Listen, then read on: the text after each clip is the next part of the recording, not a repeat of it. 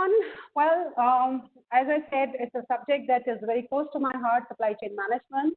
And why so? Because in the present times, it's the supply chains that compete and not the company. And this statement was made way back in 1996, but it is very, very relevant today because if you look at any of the sectors, not only foods, if you look at automobile or if you look at, mobile phones, any company which is able to deliver the product faster and is able to service the customer better is the winner at the marketplace. And the marketplace is very, very competitive. Yeah, if you look at Coke versus Pepsi, Coke is a clear winner here. Because in India, where it is available at every nook and corner, if you go from Assam to, Gujarat, or you go from north to south, from say Kashmir to Kanyakumari, you will find Coca-Cola. And you'll find it not only in the urban areas, you'll find it in the rural areas, semi-urban areas, even at very, very remote locations. So similarly for Unilever and Nestle. So clearly it's the supply chain, the accessibility and availability to the consumers, the convenience to the consumer is very, very important. And in food supply chains, now they have become a very complex network. And there are two ends of the spectrum here, or where you have very small farmers, producers, and SMEs, small and medium-sized manufacturing enterprises.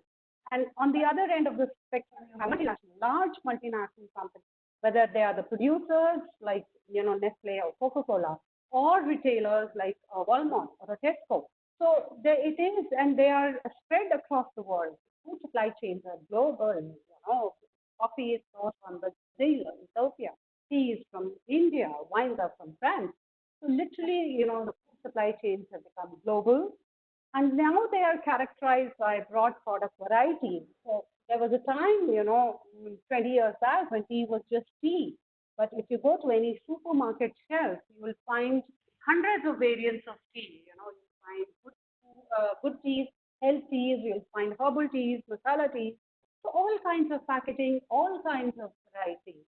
And to what actually SKU to stock in what quantity on the shelf, that has become a decision challenge.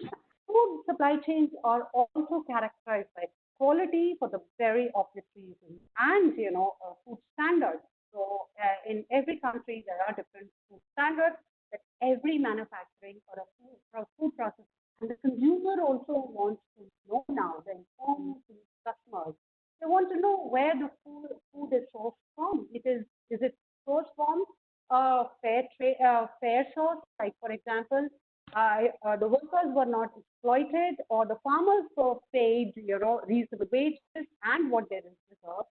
So these kind of questions have become very, very important in supply chain. But unfortunately, food supply chains are also characterized by waste and losses at every step in the chain. And the chain can vary, depending upon where it is placed, as you can see in the schematic. It could be a simple linear structure, or it could be a long convoluted network with, transporters, importers, 3PL service providers, multiple suppliers, multiple processors in multiple locations. So it could be a very linear structure, or it could be a network structure, right? And if I'll just give you a example of literally in 200 225 bottling plants, and they serve 1.9 billion servings every day. So if you think, even if it costs just about 10 or 20 cents per serving, the kind of turnover the MNC is mind-boggling.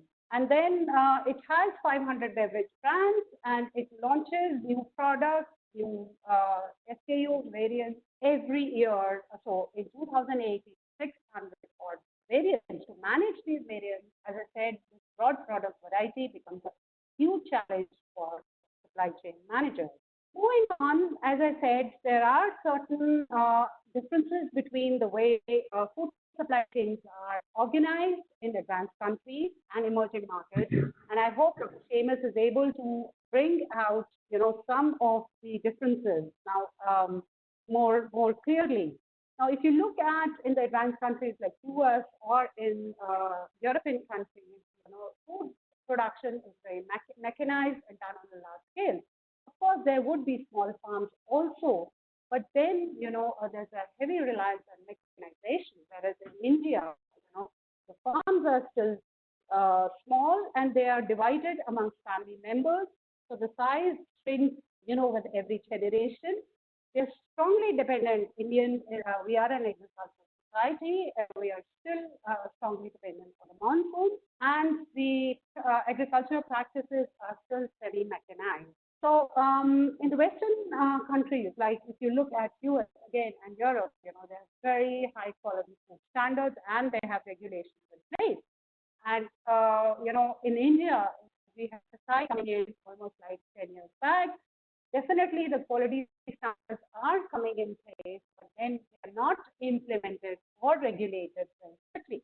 Now, one of the key differences between advanced countries and emerging markets is that food processing is like where raw food is converted into value-added food. For example, tomatoes into jams or tomatoes into chutneys or sauces, and fruits into jams is very prevalent in Western countries. So 70 to 80% of the fresh produce is actually processed, and which saves, the excess fresh produce consumption.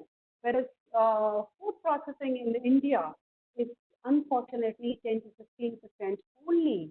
So we have seasonal production, and although we are the largest producers of so many food items, largest producer of milk in the world, then largest producer of fruits and vegetables in the world, wheat, grain, rice, jute, tea, coffee, sugarcane. Unfortunately, our 32% or 30 to 40% of the fresh produce is lost in the supply chain, whether it is in the transportation or at the distribution end. So, and it then relates to the distribution infrastructure also, where we are still developing our cold stores for storage of fresh produce, whereas in Western world, you will find well-developed infrastructure, such as cold stores or reefers, refrigerated trucks for transporting fresh produce so that they do not spoil, or they do not lose their shelf life. Now, another big difference is that there is a dominance of large retailers in the Western countries. Whether in the US it is Walmart, or in the UK it's Tesco or Sainsbury, or in Ireland, if I remember correctly, Dunn stores, and in France it's Carrefour, Germany it's Metro. But in India, organized retail is just beginning to develop, and we do have now organized retail coming up in the form of Reliance Fresh or Big Bazaar. But that percentage is still very low, and that is why maybe Dr. Seamus will be able to highlight it better, whether it's a good thing or a bad thing. And so I will move on to my next slide, which actually talks about COVID-19.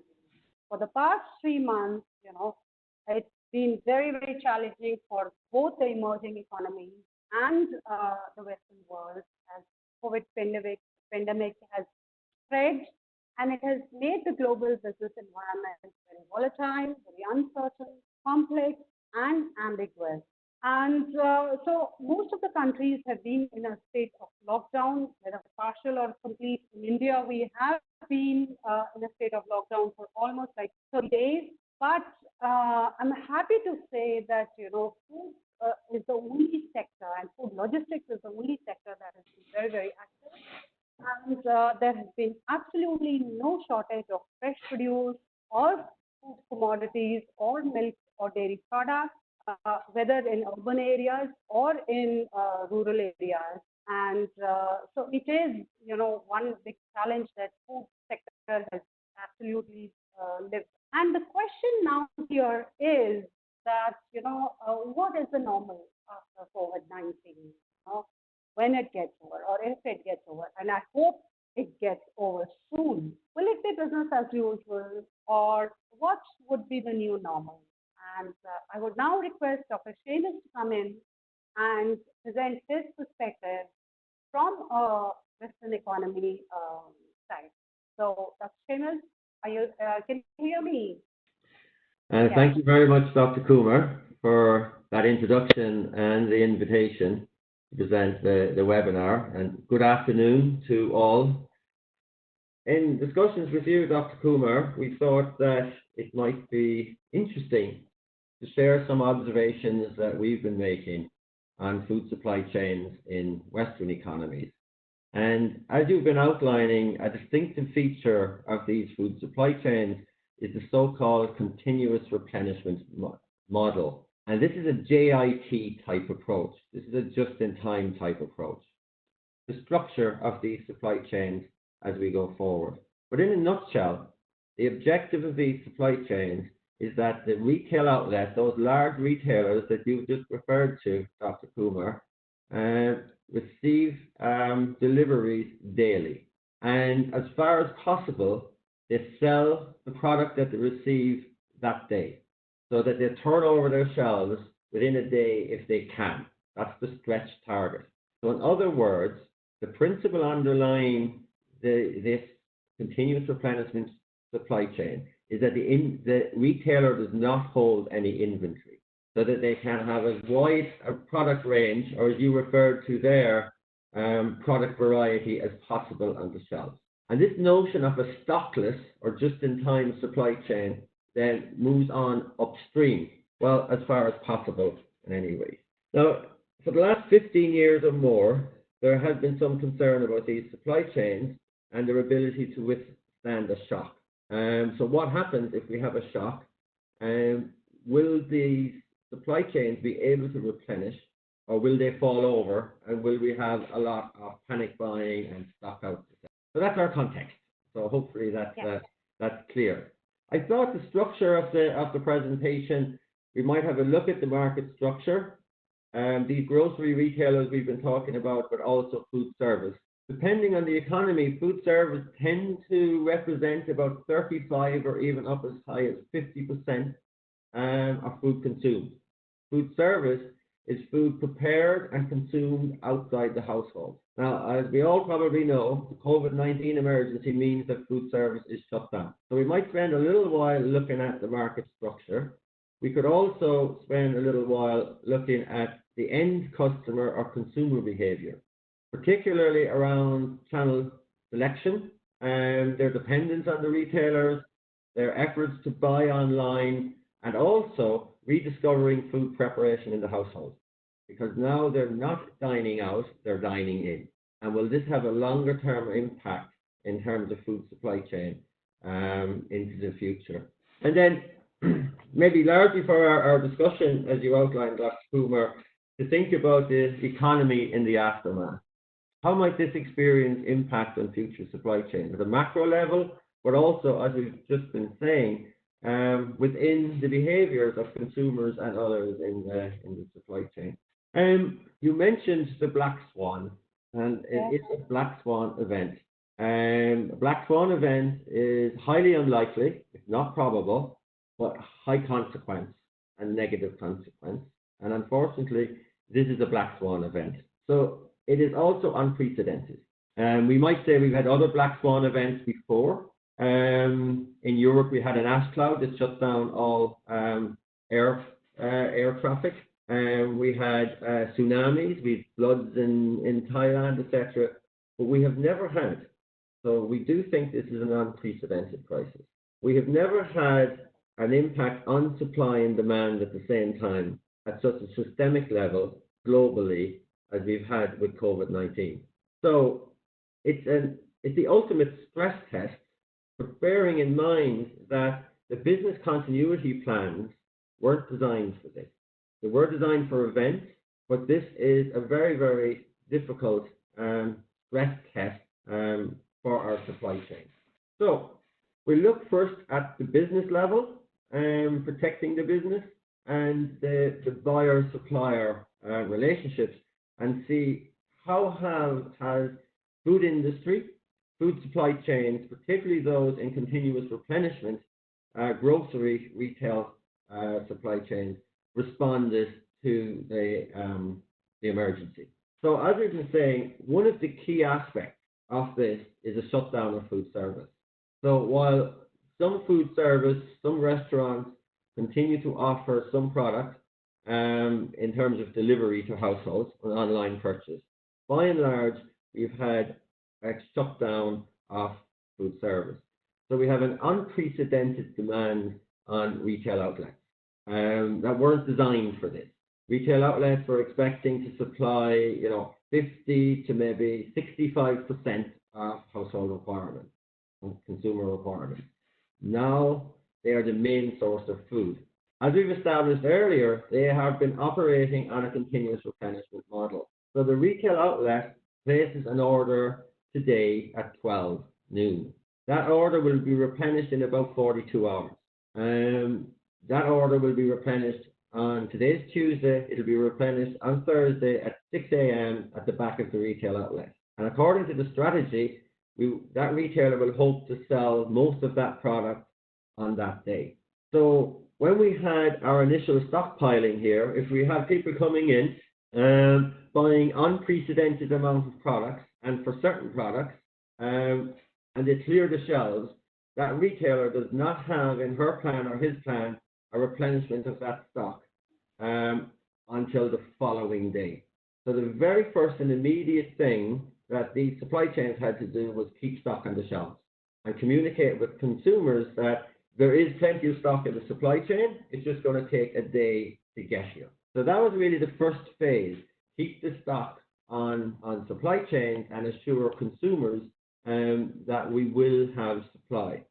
And of course, all these precautionary measures as well within the retail environment about how shoppers will need to shop, keep their social distance, limited numbers in the store at any one time, etc. So if we look at all of these markets, and we'll just pick some examples here, in Ireland, where I live and work, the growth in the 4 weeks, sales growth, the 4 weeks to the 22nd of March, that was our initial period, was nearly 3 times higher, 27% rise. March was the biggest month of grocery sales ever recorded. This is the same right across all of these so-called developed economies. On average, food retail sales in Ireland and the UK, a much bigger market obviously, were up 10% in March. In Sweden, for example, the increase is nearly 13% in March 2020 compared to 2019. Some categories, like rice, pasta, canned food, some other categories as well, that have been well popularized, like toilet paper, soap, hygienic products, up 70 to 90%. So the media had a lot of attention on empty shelves at the beginning, but this was for one day, while the signals went back in the supply chain. So by and large, it's interesting to find that these continuous replenishment supply chains did not fall over.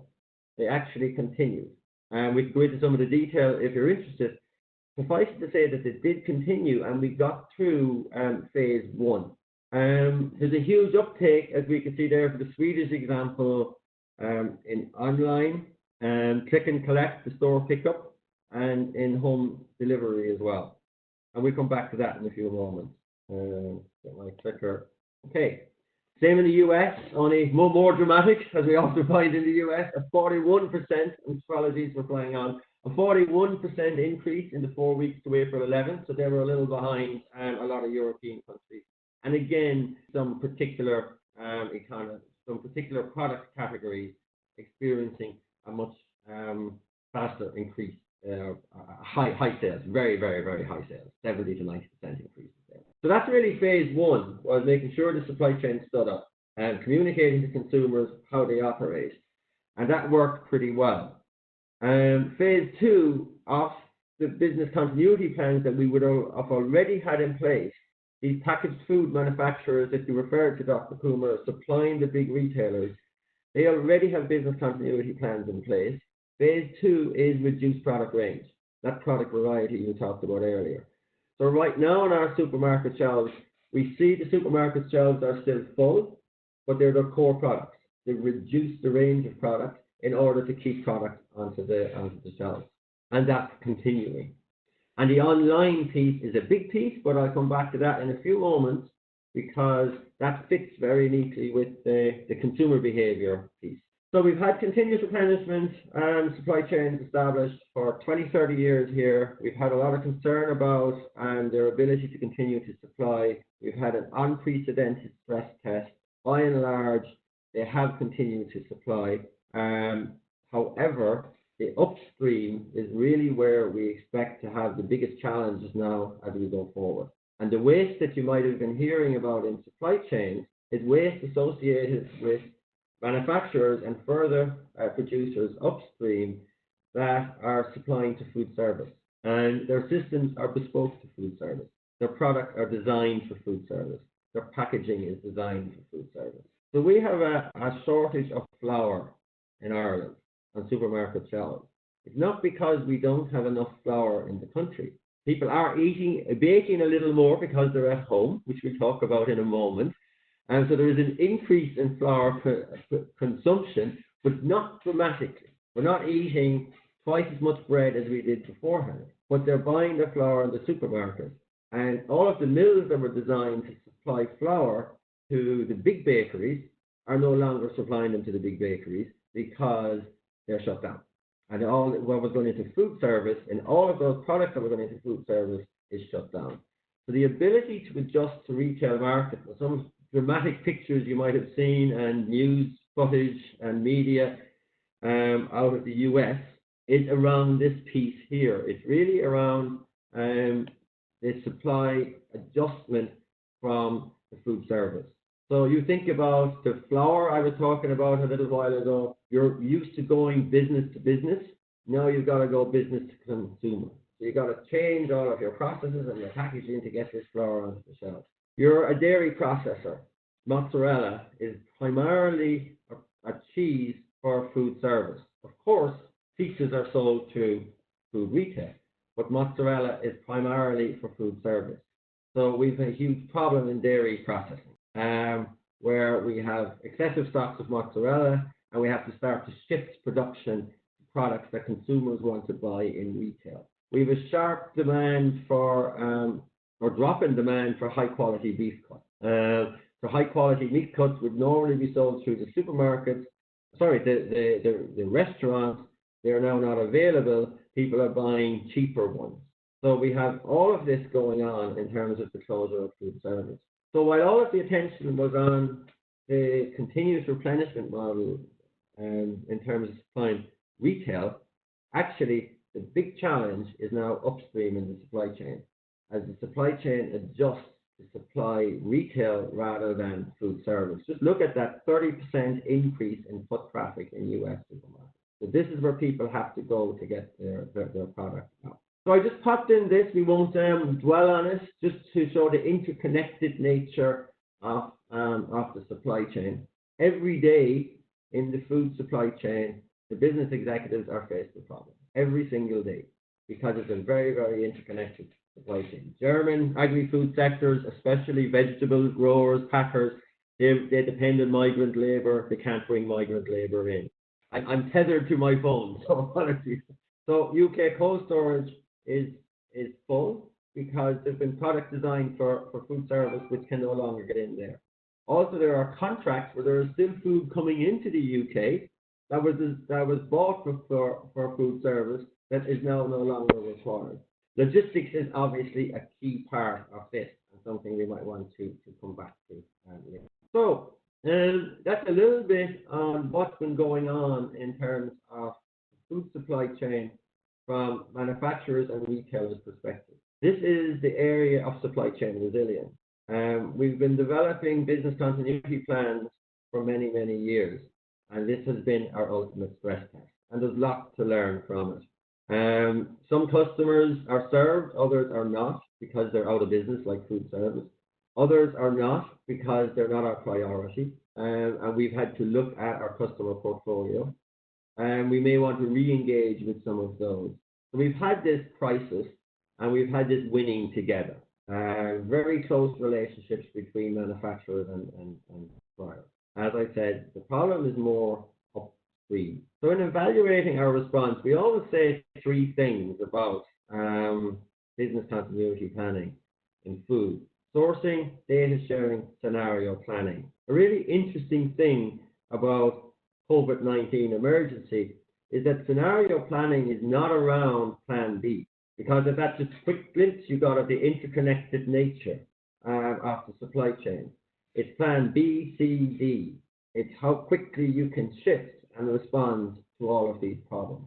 So we've been talking about the role of digital technology for a long time. We've been talking about machine learning algorithms for a long time. Those businesses that have adopted the more sophisticated scenario planning are the businesses that are doing that. This might shift behavior in the future, this might shift behavior in the future in terms of businesses being more open to the role of digital technology. Up here, in terms of our sourcing, what visibility did you have? Those businesses that had good supply chain mapping done as a matter of course and how they do business have done well. Those who had not good supply chain mapping done have struggled. What type of relationships have you had? What type of data sharing have you? Again, what is your use of digital technology in terms of that? So there's some very interesting things going on in that realm. So the other part, Dr. Kumar, we said we might is consumer. So don't worry, I'm keeping an eye to time as we go along. So that was kind of taking the supply chain business perspective, but largely, as you outlined, the manufacturers of consumer packaged food products and the retailers. The big challenge is actually upstream. It's the commodities coming into those guys, and it's the change that's required up there to divert from food service to food retail. The consumer, two things. One, buying power, which we might come back to. This is around the impact of the economy and whether we have a recovery and what type of recovery, or what depth of recession are we facing into. The other is around the behavior. Google searches have spiked around food and cooking and recipes and all of these things. So is this just keep the kids, the children occupied at home, or indeed to keep myself, an adult, occupied at home? Or is there something more fundamental that's going to come out of this? And that's one of the things that we're looking at from a research perspective. People are rediscovering cooking. People are actually discovering that cooking isn't that difficult. So maybe they will change their behaviors. So all these things that we were talking about health and convenience, etc., that might shift. So that's a really interesting piece. Another piece that we're also actively researching is the area of online shopping and home delivery. And of course, finally, the connection to local. And has that even been amplified further, that local is now more important, and why would it be more important? So in terms of the online shopping, the streets are closed. The UK market online sales in general recorded a high of 22.3% of all retail sales in the UK in March were online. US market, and bear in mind, we said we had a 30% increase in footfall in food grocery supermarkets. Online grocery penetration has moved from 13% before the pandemic to 31%. Now, what experience these people are getting is something that we might want to talk about in the discussion, because it's not always good. But we've had this huge shift to online, and we have had people experiencing online purchasing that have never done so before. So they're experiencing cooking at home, and they're experiencing online purchasing. And the local piece is important. And again, something you might want to come back to. So people consider local to be more reliable. They also want to support local because there are a lot of businesses going out of business. So all of that food service, all of the service pieces is a huge part of this economy, or any developed, so-called developed country, developed economy, a huge part. So people now say, well, how can I buy from my local restaurant while keeping things going? So hyper-local is on steroids at the moment. Hyper-local on-demand delivery model, as we call it. So these are same-day delivery solutions. This is like, I don't know what you have in India. You guys always have these supply chains, I think, and we have a lot to learn from you. We have only in the last 5 years or so had companies like Just Eat and Deliveroo that will deliver the food to your doorstep, ready to eat, from the restaurant or some other food service. Here we're talking about something a little different. Here we're talking about the idea of a consolidation. So hyper-local means that new businesses are emerging that will now do all of the consolidation of the services for the household. So the household, yes, ordering from restaurants, that's important. And they're not going to buy everything from restaurants. They want to order from grocery. They might want some cooked meals, but they might also want other services. So all of these other services was hard to get during the lockdown. The handyman, these type of people coming in. So hyperlocal is one of the things that we're seeing quite a lot of. I hope you can still hear me, because I just had a signal there. Anita, you might have dropped off, but I'll continue. So I'm near at an end now anyway, so hopefully Dr. Coomer, you can come back on. So the last part that I thought I would just comment on, and that we might then discuss a little bit further, is the economy and the recovery piece. So what about post-COVID-19, and indeed when will post-COVID-19 era start? The when question is probably going to be a lot later than we initially thought. We had economists in this country and elsewhere talking about putting the economy in deep freeze. So COVID-19, we have to shut down everything. There's nothing wrong with our economy. All we're doing is shutting it down, and then once COVID is gone, we will start it back up again. But what we're learning is you can't pause an economy and then press play again. It's not going to be that easy. So people now are looking at their recover and reset strategy. And the recover piece is going to take quite some time. And it won't be a question of just resetting back again. If you put an economy into the deep freeze, it just doesn't thaw out like a food product and behave the way it behaved just before you put it into the deep freeze. So the new normal, Dr. Kumar, you talked about, we do expect some behavioral changes, but we also expect quite a period of recovery after this, as businesses try to get back into business again, and maybe in some cases into a different type of business. Thank you very much, Hamid Kochar, if I pronounced your name correctly. Hopefully I have. And then from Sandeep, does it imply that we will see a resurgence of local hypermarkets because they are the ones which have service to customers in difficult times, thus gaining the confidence? Yeah, that's a really interesting question. Both fronts. One, about confidence. The interesting thing about some markets, so for example, US markets, there's been a higher footfall into the large supermarkets than actually there has been into the small supermarkets. So it's not going to be the same reaction everywhere. So the convenient smaller stores have actually experienced only about a 5% increase in footfall, whereas we saw in those large supermarkets in the US, they experienced about a 30% increase in footfall.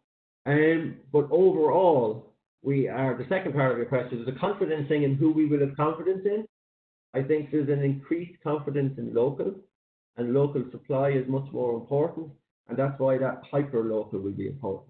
If the local convenience store is the one that has stayed open and supplied, it will do well.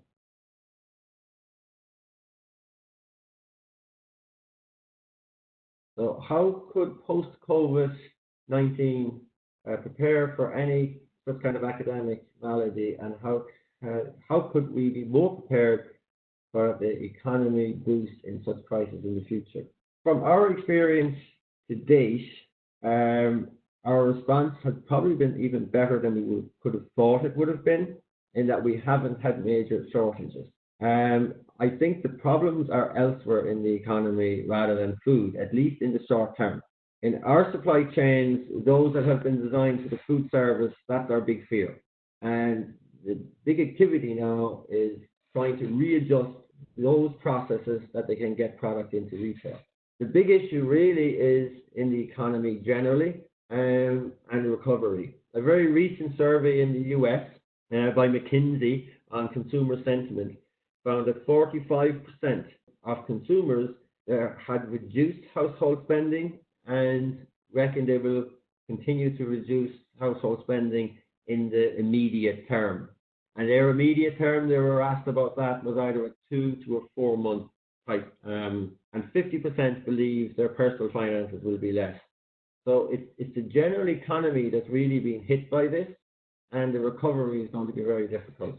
So economic bounce, we're not sure we're going to get the economic bounce we thought we were going to get. That is one of the issues. I'll just take them in order and get through as many of them as I can. So we're here looking at logistics and a key role of company on cost-cutting modes. So now, what can we expect? Which role would be useful for them from our side, as well as things that have changed after COVID? The efficiency side of things will continue to be important unless consumers pay more for food. Certainly in economies like these so-called developed economies, consumers don't pay a lot for food relative to their income. So there's been always this pressure on price. And while there's been a huge boom in retail sales, costs have been very high in order to get that food there. So it's a really interesting one on cost cutting. So it depends on what we mean by cost cutting. Consumers have been paying more for food during the crisis, largely because there have been very few promotions in store, because they want to ensure supply.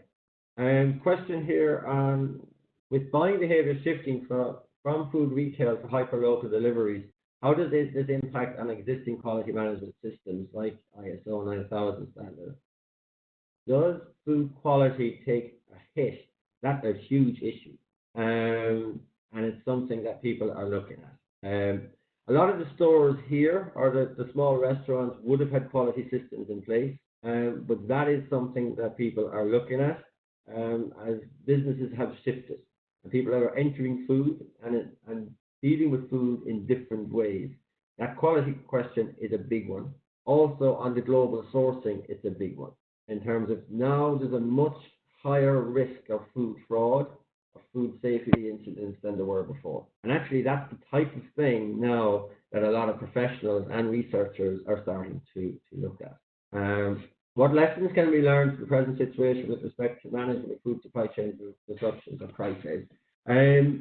A big question about this pandemic is it a once in a 100 years, or will we see more? We have been talking for a long time that the unknown unknowns are not a reason not to have a good business continuity plan. So we 100% expect to see more crises in the future. So I think businesses now will not take it that this event is a once in a 100 years. SARS was what, 2002, 2003? SARS could have been like this, but it was contained. So because of the global nature of the world and live markets and all of that, which we probably won't get into now, food, there are issues. We do expect to see more. We may well see more black swans, and we certainly need to be ready for them. How this hyperlocal will manage this transportation systems? Yes. So right now the hyperlocal and what's growing in markets like the so-called developed economies is fine, because transport volumes are down 2/3. So they're literally just delivering these on bicycles, motorbikes, and vans. And all these new businesses are popping up. Once the economy gets back to something like normal, then we really have to start thinking about transport. And there are a lot of contradictions, of course, as well, between sustainability and transport and all of that. That's why the cooking at home is actually one of the interesting things that's going on here. And will that shift behavior? Sir, don't you think this assessment about local convenience stores vis-a-vis supermarkets in the US is also due to government policies? I mean, government who implemented lockdown more severely encouraged local convenience stores, and countries like the US with lockdown very debatable continue to encourage hypermarkets. To some extent, I guess, it's certainly cultural, but it also might be that they're just more dependent on the supermarkets. In some countries, no doubt like you guys in India, but also others, like for example the Netherlands would have a much better infrastructure of traditional convenience stores. So they literally mightn't have had the same type of infrastructure that others would have. So that's part of it, I guess. If the pandemic doesn't let up, is it experienced that countries most heavily dependent on food imports will be the ones that will be affected most? Absolutely key issue. And there's a lot of concern around not emerging economies, but developing countries and the FAO have voiced those type of concerns.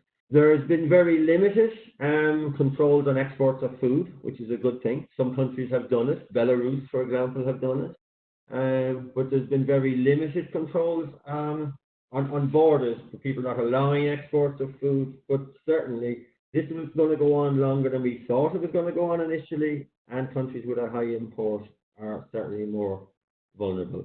What lessons can we learn from the present situation with respect to management of supply chain disruptions or crisis? Yeah. At the outset, this has been the ultimate, or people like to say now, super stress test. We know a lot about what we can do. I think what we're learning here is the duration. This is literally about resilience and personal resilience. So I know a lot of people working in the food industry that are doing 70, 80-hour weeks. That's not sustainable. And yet we have 1 million people now in Ireland, and bear in mind there are 4.5 million people in Ireland in total, tiny country, but we have 1 million people out of work receiving social welfare payment. So something like this really needs adjustment in the economy if it continues on, because those who are working can't continue, and then we have all of these who are not working. So we're learning things about our business continuity planning around the length of time we can actually withstand one of these shocks, and we're also learning that absolutely essential to have it done. Those who didn't have it done well are suffering. And thirdly, we're also learning that digital technology will increasingly play a role, particularly in the area of visibility, more data sharing, and I know there are all types of competitive issues around that, but more data sharing, and in particular, AI, especially machine learning algorithms to run different scenarios. And I do a lot of work for pharmaceutical as well, so we would be looking at it in the same space there. How much time would it take for travel, tourism? Oh, really important question around hospitality. And that's going to be one of the areas that will hit the economy quite hard, especially areas that are dependent on tourism, and many are, in this country included. We're probably looking at next year. There's a lot of concern around that. People think it's going to take some time to rebuild confidence that people will travel. So that's a really, really big issue, an important issue. The restaurant piece, the food service piece, people are talking about how that will change as well, certainly in the short term. So tourism, hospitality is a big area, and that's really hurting economies, and that's going to hurt the recovery more generally. Another question, how safety and precautions were managed by home delivery fellows to customers? Because in Delhi, due to Delhi person got infected by corona, yeah, customers were getting it. Really important. Generally speaking, there's quite stringent adherence to precautionary. So not just masks, some people are wearing masks, but physical distance is something that they really understand. And the deliveries aren't made person to person, the deliveries are left, and then the delivery person stands back, and then the person comes out and picks them up, and then when they go in, they clean them, they wash their hands, and all of that. But it's a really important question, because we can have a lot of contamination starting to spread with delivery people, and people that are not used to delivery.